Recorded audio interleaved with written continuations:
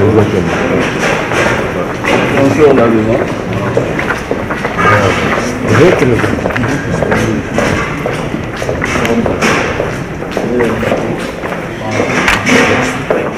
Sans savoir.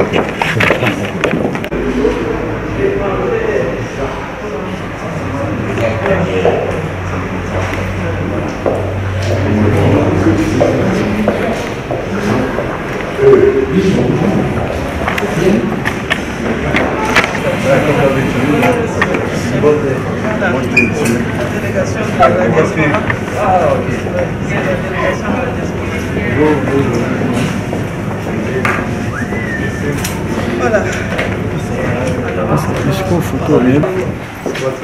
Je vous présente le doyen M. Omar Kadima. Enchanté. Vous avez ici M. Martin Foumou. Vous avez M. Roger Mamboukou, exact. Vous avez M. Jean-Louis Lach, je crois que vous connaissez. Vous avez ici M. André Madiana. Alors, vous avez notre l'homme fort d'Anvers, M. Calvenet. Peut-être qu'il assurera la sécurité demain. Alors, vous avez M. Moutombo de Grenoble. Alors, vous avez M. Poyo de Bruxelles. Vous le connaissez, je pense. Alors, vous avez M. Luamba Richard de Namur.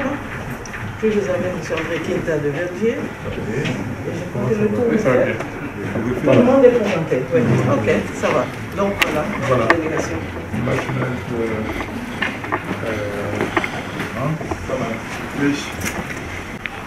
Donne. Non, pas donne. D-H-O-N. D-H. D, la lettre. Je vais t'écrire ça tout de suite. Non, voilà. Je pense que Sauver le Congo passera par une franche collaboration et en tous les cas un partage tout à fait bien compris entre cette volonté que nous avons exprimée tous ici de vouloir sauver notre pays. Je pense que nous allons continuer dans un langage clair, résolu et en tous les cas sans faille, en martelant toujours que l'occupation doit être totalement éradiquée. Donc je vous remercie et nous vous souhaitons bonne continuation et j'espère que nos collaborateurs assistants et conseillers ici et membres du gouvernement et de l'équipe de résistants et du Conseil national de résistance vont prendre le contact d'usage pour que nous soyons efficaces encore plus dans un prochain avenir. Donc voilà, je vous remercie tous. Le Congo, c'est ici et maintenant. Merci.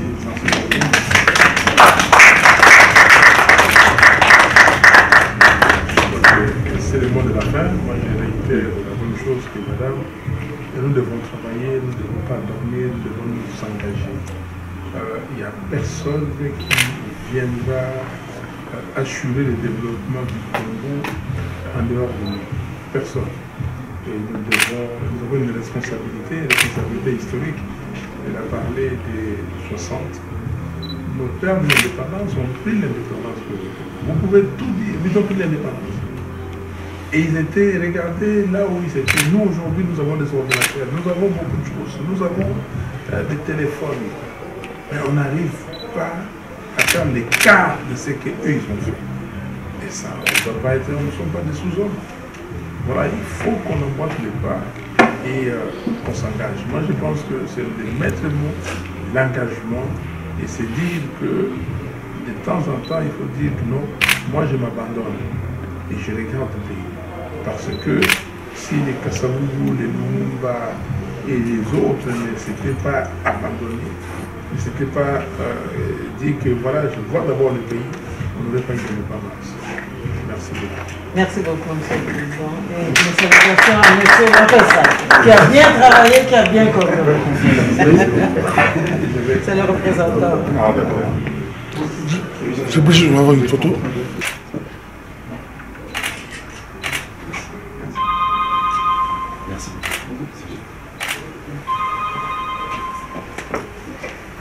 Merci beaucoup pour cette interview. Oui, effectivement, nous venons de rencontrer le président élu par le peuple congolais, M. Martin Fayoulou. Alors, c'est à sa demande que nous nous trouvons donc ici. Il avait exprimé le souhait de rencontrer la direction politique de la diaspora, car, nous a-t-il dit, la diaspora est un maillon très très important sur l'échiquier politique congolais, et il a voulu donc témoigner toute sa reconnaissance par rapport au travail qu'a accompli la diaspora. Mais nous avons aussi évidemment prêché le langage de la vérité. Lui qui réclame la vérité des urnes, nous lui avons aussi opposé notre vérité, c'est-à-dire notre analyse de la situation. En l'occurrence, nous avons donc donné à M. Fayulu l'image qu'on lui prête à l'extérieur, à savoir l'explication quant à l'homme des décideurs. Nous lui avons aussi posé la question de savoir mais pourquoi est-ce que ils se sont improvisés en conciliabule souverain pour désigner des candidats aux élections, mais surtout nous l'avons interpellé sur le fait qu'avant les élections, nous leur avons tous déconseillé de participer à des élections puisque notre pays est sous occupation. Et nous avons donc souligné le fait que nous ne l'entendions pas souvent, presque jamais, réclamer l'éradication de l'occupation rwandaise dans notre pays. Mais nous lui avons aussi montré que nous étions préoccupés par le fait qu'il donnait l'impression de travailler pour un camp, c'est-à-dire le camp de la prédation, et nous avons souhaité avoir des éclaircissements à ce sujet. Alors, il nous a rassurés en disant qu'il n'est ni l'homme des Rwandais, ni l'homme de Robérois, puisque nous avons justement souligné le fait qu'il était connu et qu'il avait une réputation d'être l'homme de M. Robérois, lequel est un des sous-traitants de M. Kagame, c'est-à-dire l'homme orchestre de l'occupation rwandaise. Alors, ce qui nous a surtout frappé, c'est que M. Fayulu nous a dit « Notre pays est à la dérive ».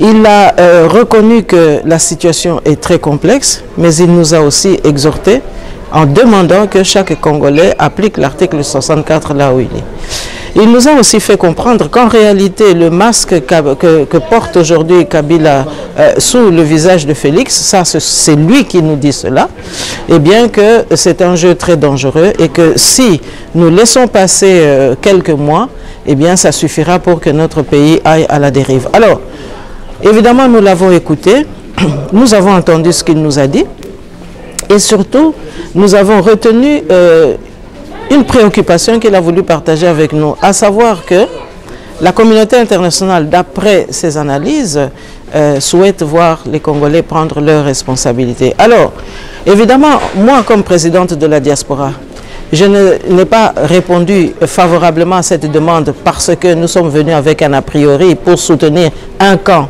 contre un autre. Nous sommes venus dans le souci d'écouter le camp qui nous a sollicité. Et si demain, M. Félix nous sollicite, nous irons aussi l'écouter. Nous irons l'entendre. Mais en tous les cas, ici, ce que nous relevons, c'est que nous sommes tous d'accord pour comprendre que notre pays est sous occupation et qu'il faut y mettre fin. Alors, évidemment, la suite des événements, ça relèvera d'une stratégie à la fois de la diaspora et du peuple congolais.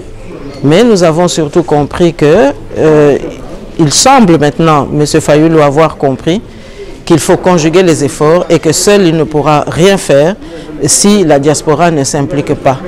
Et j'ose espérer que tous ceux qui sont au Congo et qui sont contre l'occupation et qui sont contre la fraude qui nous conduit dans une impasse, eh bien, pourront aussi se ressaisir. Et donc moi, je continue ici à être une maman au milieu du village pour plaider que tous les fils et toutes les filles du Congo puissent se retrouver autour de ce combat, c'est-à-dire la reconquête de notre pays. Et donc j'insiste encore une fois, nous sommes venus ici à l'invitation du président élu, M. Martin Fayulu, qui nous a fait part des préoccupations de l'heure et qui nous a surtout exhorté, nous qui aimons le Congo autant que lui, eh bien de comprendre que le jeu que joue Kabila, qui reste maître des circonstances et maître de l'impérium qui se déroule à Kinshasa, eh bien que c'est un jeu dangereux.